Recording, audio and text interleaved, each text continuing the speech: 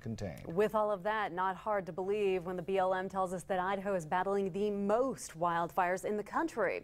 And firefighters are working around the clock to put out the flames. Jennifer Ott talked to the crews to see how they're handling the long, hot hours. That's right, Michelle. I talked to firefighters here in Idaho and some from out of state who are helping out. They told me right now the landscape all over Idaho is as dry as it was around last year in August. So essentially, fire season started a whole month early. Now they're taking some extra measures to keep up with all of the fires.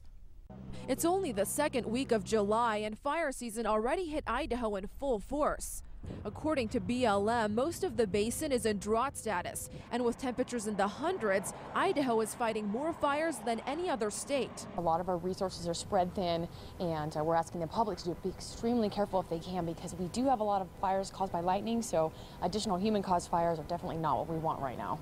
In fact, with the recent Benwalk fire in Mountain Home, crews delayed the containment time of the fire because all of their resources were spread too thin. There's a lot of other fires, and so we're really taking our time and doing a thorough job. So take a little more time to call that containment. Not only are Idaho firefighters overworked, many fire crews from out of state came out to help, like Paul Story here from Utah. We spent a full tour in Colorado and then a couple days in Wyoming already. Now he's here in Idaho as his work continues. Been hitting those pretty hard. Within a week, you can hit your 40 hours on the third day and then continue on for the next 4. Despite the intense work schedule, BLM says the firefighters are trained to take safety precautions and stay hydrated. We've trained our firefighters to be able to handle working long hours and to train them to recognize things like heat exhaustion, any potential safety issues. BLM leaders say they expect more lightning in the coming weeks, and with that lightning, there may be more fires. So if you do live near the wildlands, thin out all vegetation and clear out any dry plants. Also, make sure your whole yard is well watered to keep it from catching fire.